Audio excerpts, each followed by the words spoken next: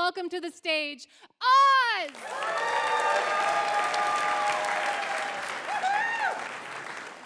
I was 19 years old, the start of the spring semester in junior college. And I was going to the food court, and I passed by the arcade. And I looked in there, I started tingling. There's this short black lady with this short afro, these huge titties. Like 50% of her body weight was titties. At 19 years old, I'm extra sensitive to that kind of stuff.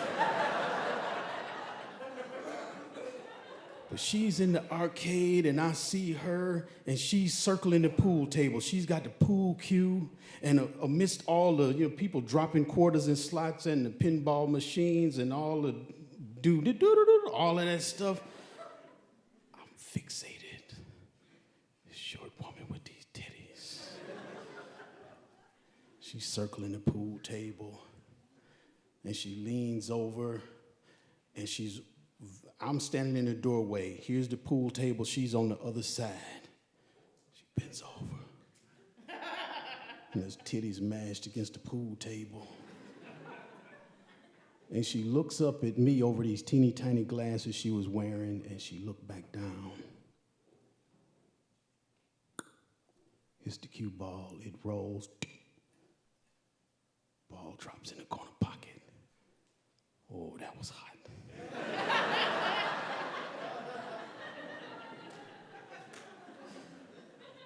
But I kept moving. I went on to the food court, got something to eat later in the week. I'm sitting in algebra class in the front row. I hear the door open, and it's not the professor. It's the woman from the pool table. And I get up, and I say, I saw you in the arcade. Yeah, I saw you, I remember you. So she came up and sat down next to me in the front row, and we started to get to know each other. She's Rose, and her family is from Haiti. And we start hanging out. But then she starts asking me questions about what's wrong with American blacks. We come here from Haiti with nothing, and we're living in a suburb, and the only other black people are Chicago Bears and Chicago Bulls. What's wrong? I got no answer for this. I don't know, and I feel offended, but I'm transfixed by these titties.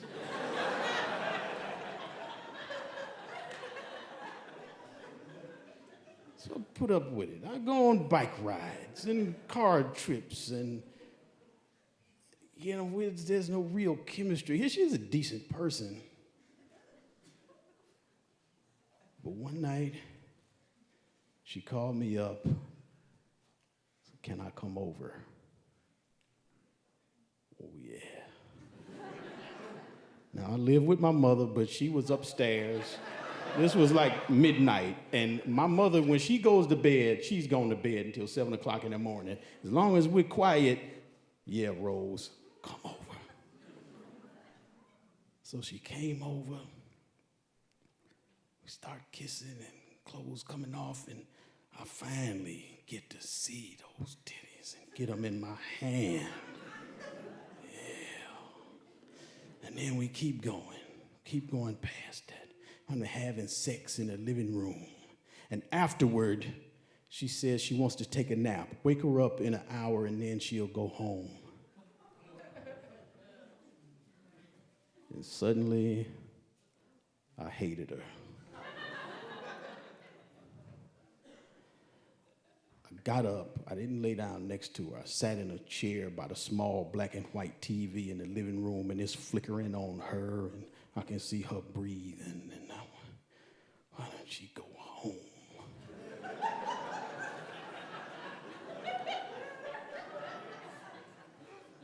But the thing was, I immediately, when I started to hate her, my focus shifted. I hated myself for the stuff that I put up with to get here. What's wrong with American blacks? These bike rides I didn't want to go on. All kind of stuff that I did because I wanted access to these titties.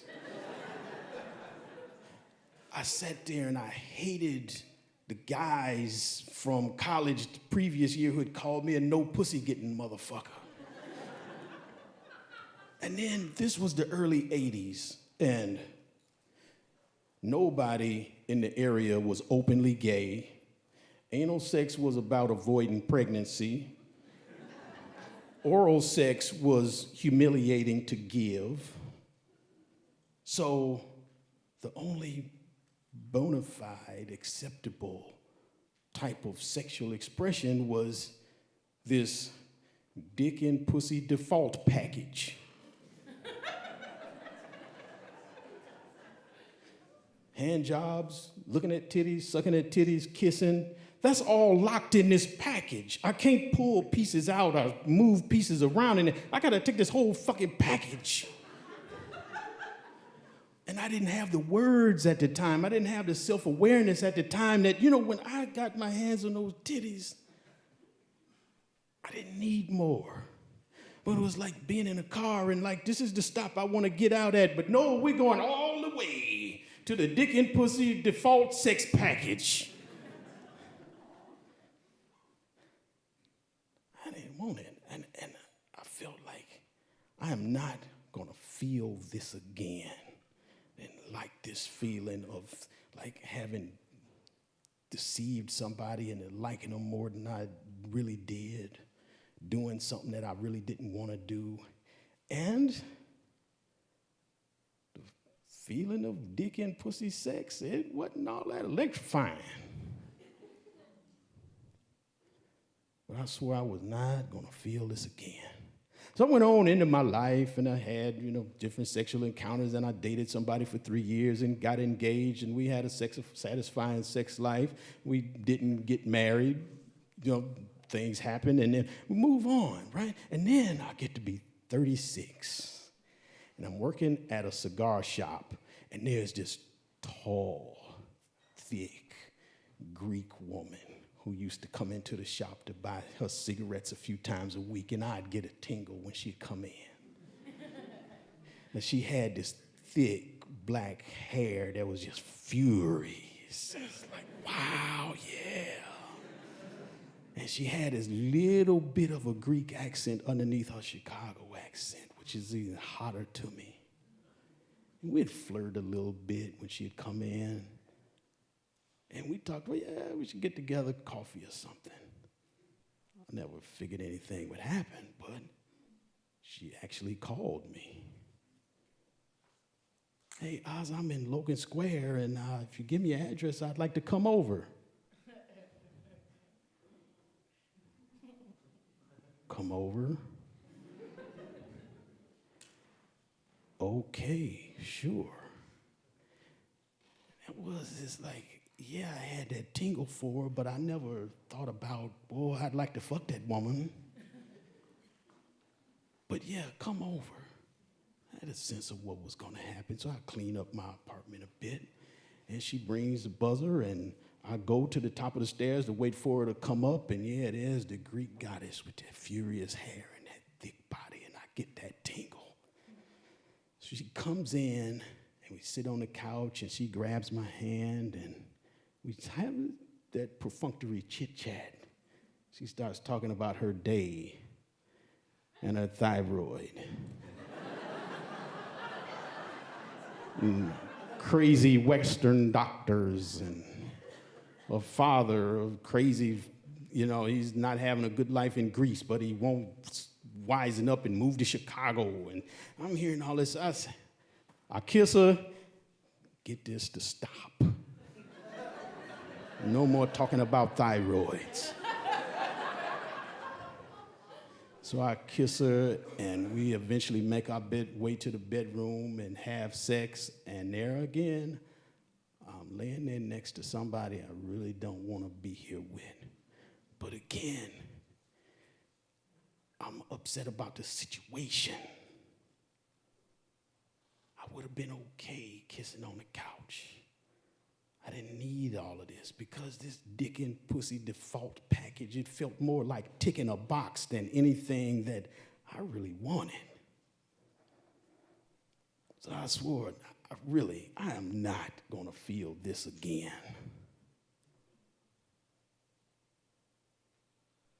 So through various experiences and a couple therapists, and learning to be really more self-aware and think about long periods of time where I didn't have any kind of a sexual encounter, what was I missing? The sensation of my dick in a pussy? No. I was missing this gesture of feeling desired. And that can take on so many different manifestations. It don't have to be the default dick and pussy package. So, to be like 45 years old, and I'm sitting with my friend Celeste in a cafe in Chicago. We get together for lunch once in a while. We knew each other for about 20 years, and she would give me that tingle, right? She had this sexy lips and this bright smile and this open face, and we talked a lot about all kinds of things. She was of Scottish ancestry and told me about the family tartan. Wow, that's interesting. So we always would get together, but when we first met, I had just gotten out of the Navy. I didn't know where my life was going. She was starting a career. There was no way for us to date. So I never acted on whatever kind of sexual expression I wanted to have with Celeste. But this day, after all those experiences, I found some words. So I asked myself, what would I like? It's definitely not the dick and pussy default package. I would like a kiss. But before I say anything, I need to check in with myself about two things. Do I really want a kiss, or am I full of shit and I really want something else and this is a foot in the door? No, I will be happy with a kiss. Second, what if she says no? Will I be crushed and then want to run out of there and end the lunch and never be heard from again? I can accept no.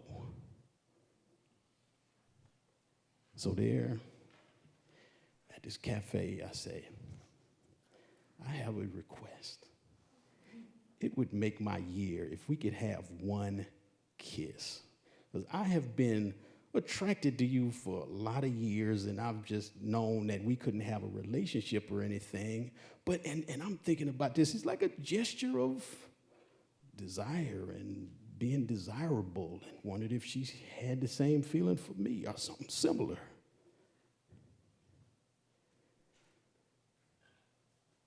And she blushed a bit, turned a little bit red. She said some similar things had crossed her mind over the years. But you're right, we couldn't have a relationship.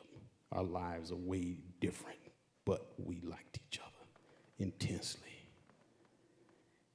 And she put her head down, and I could see her smile, and then she says, one kiss? Yes, one kiss. And right there,